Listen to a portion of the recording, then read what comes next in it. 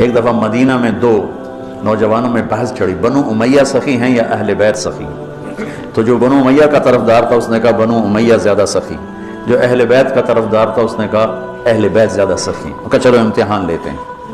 تو جو بنو امیہ کا تھا وہ گیا بنو امیہ کے مالداروں کے پاس کہ میں مصیبت میں پھنس گیا ہوں تو مجھے کچھ مدد چاہیے۔ تو ایک نے 10,000 دیے، پھر دوسرے کے پاس گیا اس نے 10,000 دیے، تیسرے کے پاس، چوتھا 5 6 7 8 9 10 آدمیوں سے 1 لاکھ لے کر آئے۔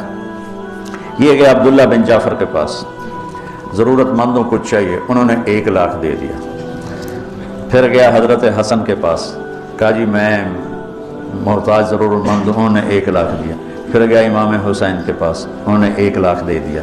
جب وہ کٹھے ہوئے انہوں نے کہا کتنا لے آندہ؟ کہ 1 لاکھ، کہ میں 3 لاکھ لے آندہ۔ انہوں نے کہا بھائی واقعی اہل بیت کی سخاوت کو کوئی نہیں پہنچ سکتا، چلو واپس کرتے ہیں۔ تو بنو امیہ کا جو حامی تھا وہ گیا، حضور ہم تو خالی ویسے ہی کر رہے تھے، ضرور نہیں تھی یہ، برائے مہربان۔ انہوں نے کہا ٹھیک رکھ دو، دوسرا ٹھیک ہے رکھ دو، تیسرا چوتھا 5واں 6واں 7واں 8واں 9واں 10، ٹھیک ہے بھائی رکھ دو، واپس کر دو، واپس ہو گیا۔